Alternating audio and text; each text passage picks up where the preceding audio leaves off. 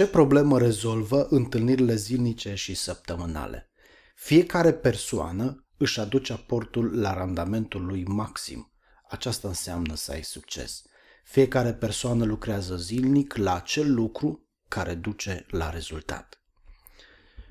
Un om ocupat este simptomul unui om care nu are randament, care nu are priorități. Un om ocupat este o persoană care lucrează la multe lucruri sau mult timp, dar focalizarea lui nu este pe randament. Focalizarea lui este pe ocuparea spațiului, pe consumul de timp. Activitățile care consumă mult timp nu sunt neapărat și importante.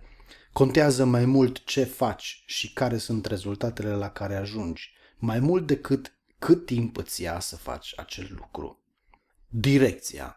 Nu ne pierdem în agende încărcate, uitând de unde am pornit și încotro ne îndreptăm. Întâlnirea zilnică și săptămânală ne ajută să ne atingem acel obiectiv pe care l-am stabilit pentru următoarele 3 luni. Care sunt constrângerile? Obiectivul este să lucrăm la ceea ce ajută la atingerea rezultatului final pe care ni l-am propus. Pentru aceasta este nevoie să îndeplinim 2 condiții. Să știu la ce lucrez eu personal, să știu la ce lucrează echipa. Întâlnirile de echipă sunt în primul rând întâlniri de clarificare.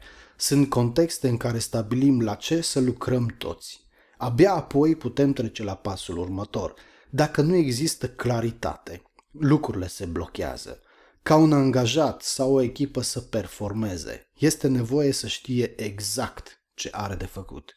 Dacă pentru o persoană nu e clar ce are de făcut, nu va face sau face ce presupune el că are de făcut, ceea ce nu se suprapune întotdeauna peste ce ar trebui să facă pentru a ajunge la rezultat.